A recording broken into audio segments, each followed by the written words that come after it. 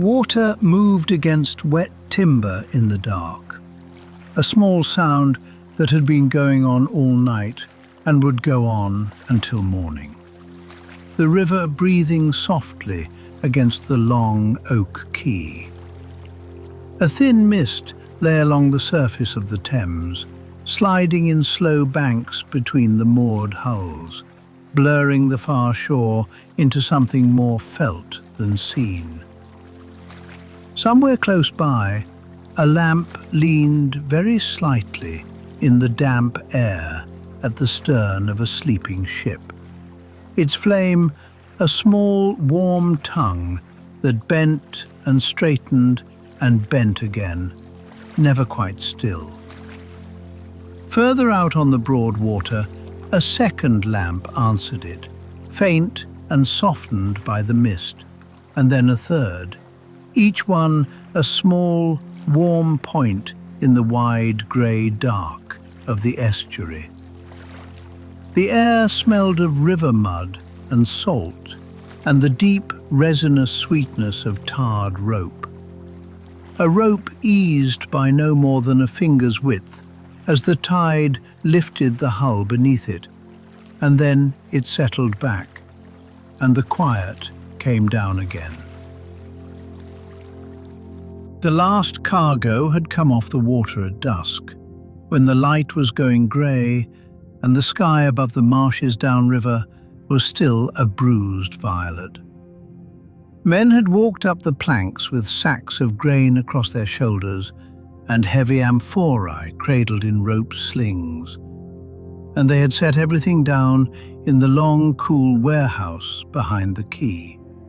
Inside, the wealth of half the empire stood waiting in the dark. Tall clay amphorae from southern Gaul and the sun-baked hills of Spain, bedded upright in deep beds of damp sand so that they would not shift or break. Barrels of wine that had come by sea from the rivers of Gaul. Bales of raw British wool packed tight and smelling of lanolin, waiting for the outbound voyage. And beside them, the dull, heavy pigs of lead and tin brought down from the western hills. A clerk had stood at the warehouse door with a wax tablet and a bronze stylus, counting the crates by the light of a tallow dip, the stylus making its small, sharp sound in the quiet of the evening. Then he had scratched the last mark, tucked the tablet into his belt, and the great double doors had swung shut, and the bar had been dropped across them. The dockers had walked away up the narrow streets toward the warmth of their own hearths. The voices had faded, and the river had taken the night back for itself. Now the tide was coming in. Twice each day the sea pushed its weight up into this wide, shallow stretch of water, and twice each day the water drew back again and left the mudbanks glistening.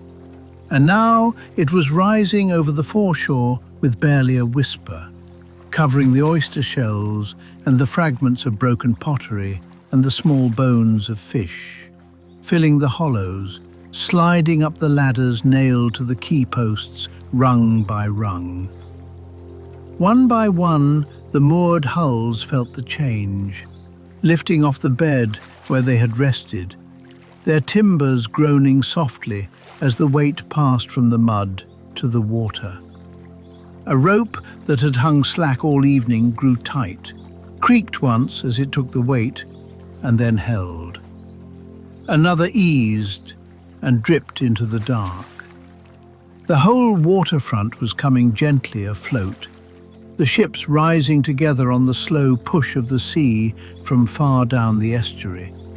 And with every inch of water, the knocking of the hulls against the timber fenders grew softer and deeper, as though the river were hushing them into sleep.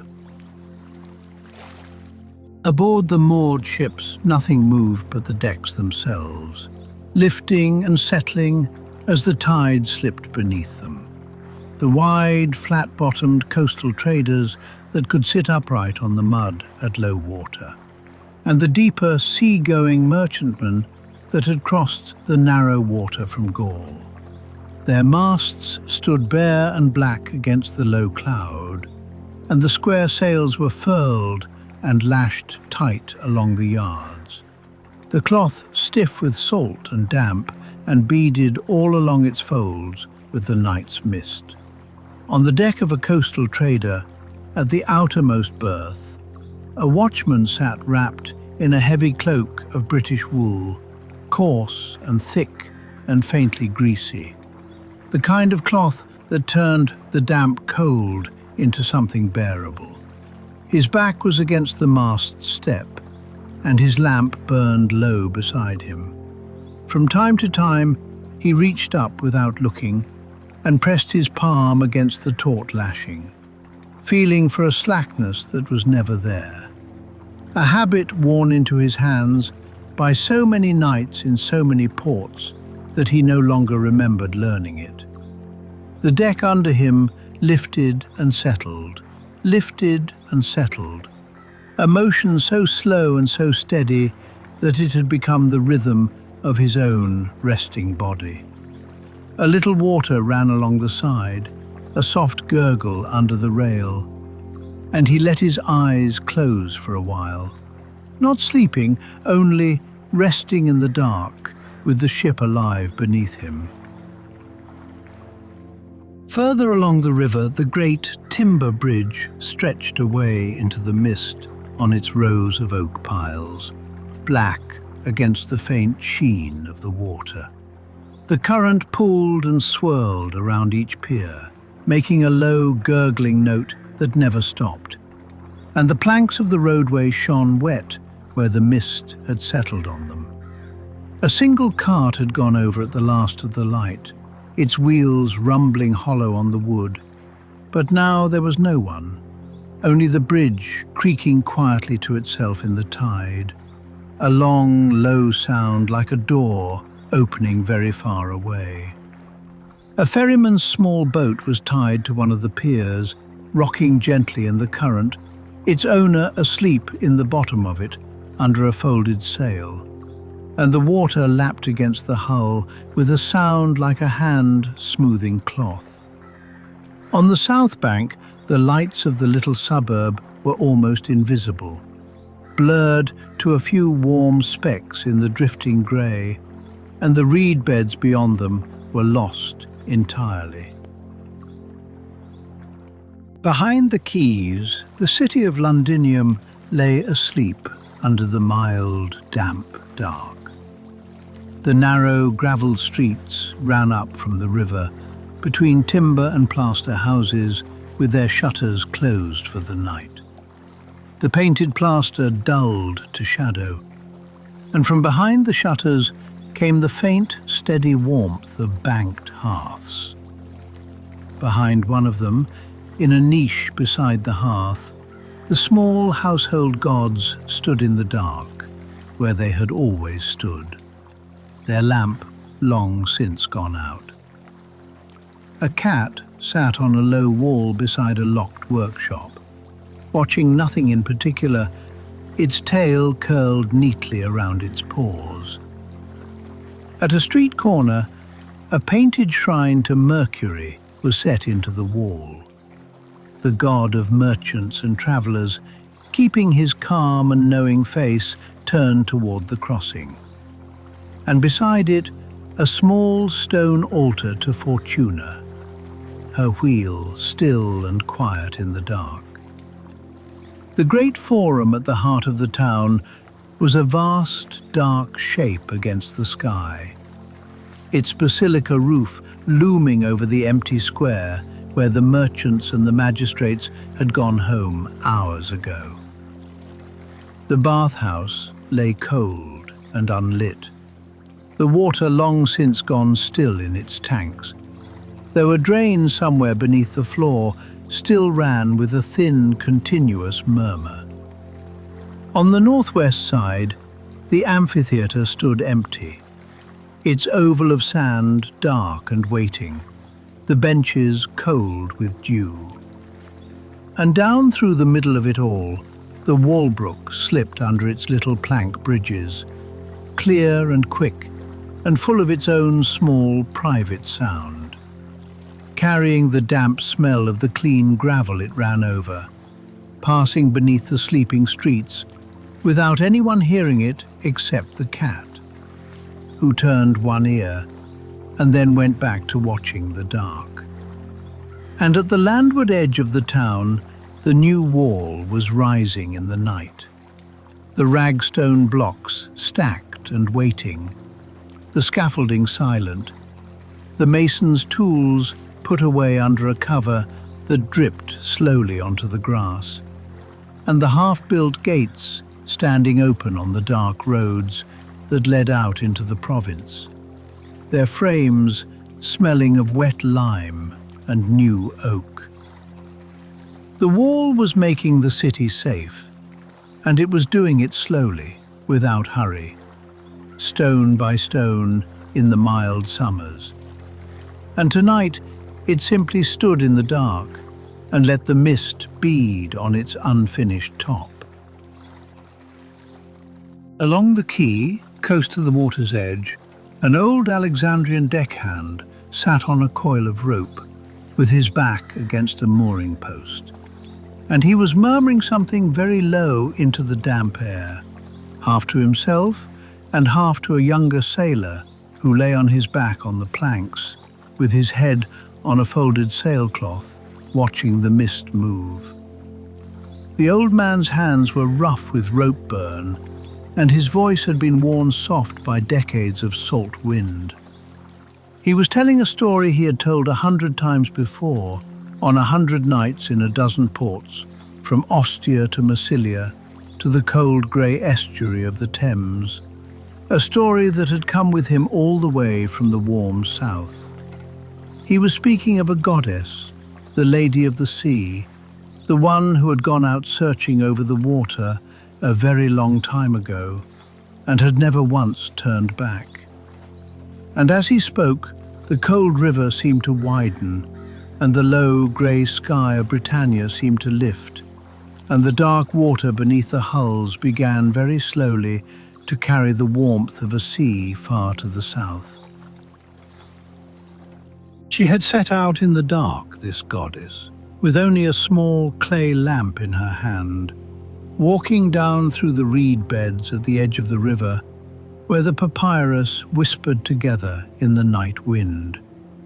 Something that she loved had been taken from her and carried away over the water, and she could not rest until she found it and brought it home. She walked along the river mouth, where the fresh water met the salt, and the little waves came up over her feet and fell back. And she asked the fishermen mending their nets in the dark whether they had seen what was lost, and they shook their heads and wished her well, and she walked on. She went out along the coast, beach after beach, the low dunes silver grey under the stars, and the night birds called over the water, the herons and the owls. And she asked them too, and they had no answer, and still she walked on.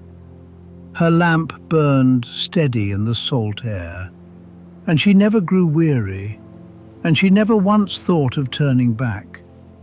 That was the thing about her, the old sailor said, his voice barely above the sound of the river against the timbers. She did not give up. She did not hurry and she did not weep, because she knew that what was lost could be found if the searching was gentle enough and long enough. She went out onto the open sea itself, into the deep water, and still her small light burned, and still she searched.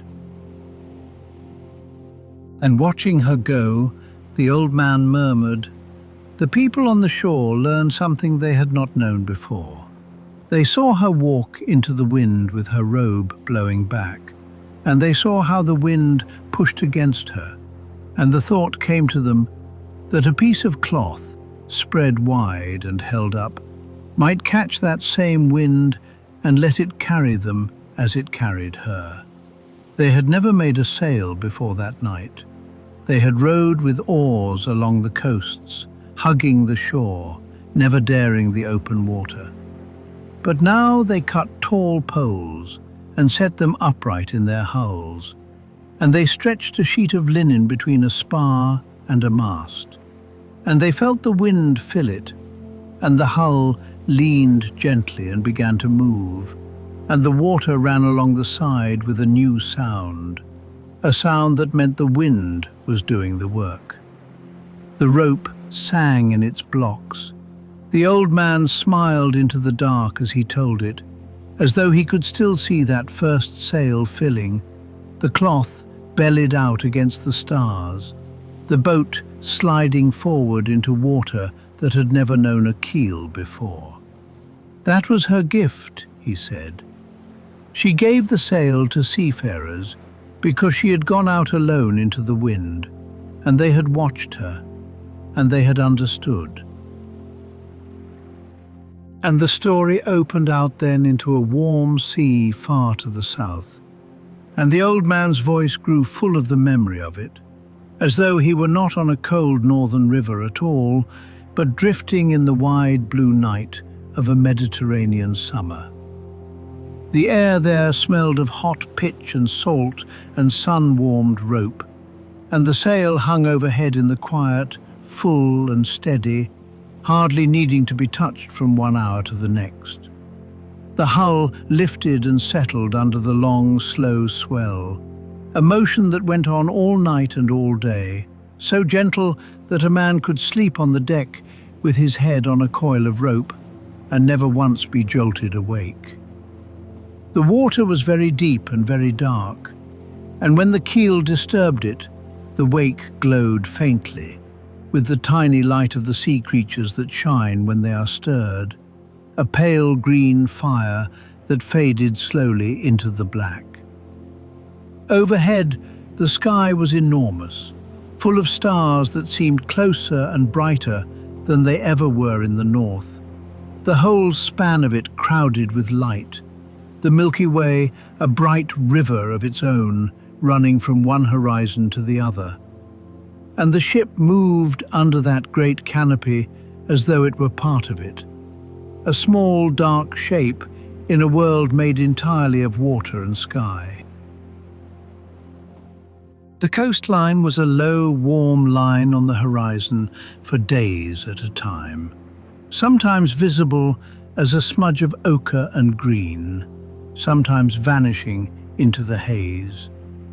At night, the sailors could smell it before they could see it, the smell of dry earth and dust and fig trees, of cooking fires and lamp oil, the smell of harbours where the water was warm and the stones were old, and the voices on shore spoke a dozen different tongues. And then the lighthouse would appear, the great Pharos at the mouth of the harbour of Alexandria, its fire burning steady at the top of the tower, a light the crews looked for long before they could see any land at all. Night after night they steered by the stars, the old man said, reading the patterns they had learned as boys and would remember until they died. And night after night the goddess was there ahead of them, the bright star that the sailors watched for, the one they called by her name. She rose over that sea, and she never failed to appear. And a man looking up at her from the deck felt that the voyage was in her hands, that the dark water and the wind and the long hours of the night were all known to her, that she had been out there before them and had made the way safe. Down there the spring sailing season opened only after her festival, when a garlanded ship was carried down to the water and given to the sea with prayers and flowers and the smoke of incense, so that the sea might be kind and the winds gentle, and every ship that went out might come home again. And they did come home, the old man said quietly, over and over, season after season, because she was the one who brought back what was lost. She searched until she found it, and she did not rest until it was home. And then the searching was over, and the sea grew calm. What had been carried away from her, she brought gently back to shore. And the hull came in on the tide at dawn, with the water barely rippling under the bow, the keel touching the sand as softly as a hand laid on a sleeping child's forehead. And the light she had carried all through the long night finally dimmed as the morning came up behind the eastern hills. That was who she was, the old sailor said, and his voice had dropped so low now that it was almost part of the river sound. She was the calm that follows a long crossing. She was the moment when the rope was thrown and caught, when the sail was furled and a man stepped down onto ground that did not move. She was the light that does not go out. And the same goddess was here, in this cold northern river at the edge of the world, in a small temple somewhere up in the dark city behind the quays, kept by merchants from the eastern provinces who had sailed a very long way and who still burned a lamp for her on the damp British nights. It was a room barely larger than a workshop, its plaster plain, its lamp kept trimmed and fed by hands that had handled rope and cargo all day. A jug had been scratched with words that meant to Londinium, to the temple of Isis, so that anyone carrying it would know where it was going. A man coming off a ship from Gaul could go up through the narrow streets and find her there, in a room that smelled of incense and old stone, and the same sea salt he had been breathing for weeks. The sailors asleep aboard the ships, tied up in the mist tonight, rolled in their thick British wool, were the same kind of men who had steered by stars over the warm water in the old man's tale. And in the morning they would go out again, down the estuary and into the open water. And they would put themselves in her care as they always did, because she was the one who had gone out first, alone into the dark, and she had never turned back. Out on the very end of the quay, where the timbers dropped sheer into the deep water, a figure stood for a moment in the mist, turning a coin over and over between their fingers. The coin was warm from the hand that held it, and it was old, worn smooth, the face of an emperor long dead, barely visible on its surface. The figure did not speak, did not pray aloud, only held the coin out over the water and let it fall. It dropped with a small, clean sound, a tiny ring of metal meeting water, and the river took it, and the ripples spread out in slow circles and then smoothed, and the river was as it had been before. That was an old custom in this land, older than the bridge, older than the quays, older than the first Roman ship that ever came up the Thames. People had been giving gifts to this water since long before there was a Londinium at all, since the time of small round houses and fields of barley, asking the river to be kind, and they still did it. A quiet, ordinary thing, a coin or a bent pin or a small brooch let down into the dark. It was the same gesture, the old sailor might have said, as the garlanded ship carried down to the sea in the warm south, the same open hand, the same trust given to the water at the other end of the world.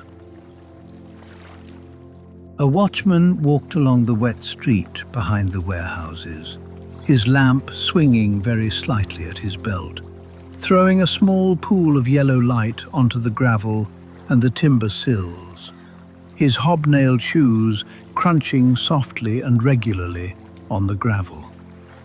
He tried the door of a warehouse, found it fast, the bar solid across its iron brackets, and moved on. A baker in a narrow street off the Forum opened the door of his oven and raked the banked fire carefully, covering the coals with ash so that they would hold their heat until dawn. And the warm smell of it drifted out into the damp air and mixed with the smell of the river and the mist.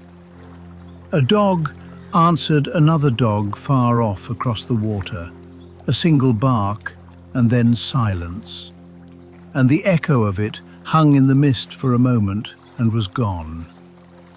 The half-built wall stood quiet around the landward side of the city, its scaffolding dark against the low sky, and a fine rain began to touch the surface of the river very gently. A whisper of rain that came and passed off and left the air fresher than before. The tide reached its height and hung there for a long, slow moment, the water full and still and lying high against the face of the quay, every hull resting motionless on the high water, every rope slack, every lamp burning low. The mist thickened over the river and wrapped the bridge and the ships and the far bank in a soft grey quiet, until the lamps were only soft globes of light with no source. And the whole city, the Forum and the baths, and the narrow streets and the sleeping workshops, and the Walbrook running clear under its little bridges, all of it lay suspended in the damp dark, breathing slowly, resting. The watchman aboard the trader let his lamp gutter down until only a blue flicker remained at the end of the wick, and he did not trouble to light another. The old Alexandrian deckhand had stopped speaking, and the younger sailor beside him had closed his eyes. The ships and the city and the river and the night all settled together into a deep quiet, and the only sound left was the small, endless noise of water working against wet timber, a sound that had been there before the first quay was built and would be there long after. And it grew softer and softer until it was no louder than breathing.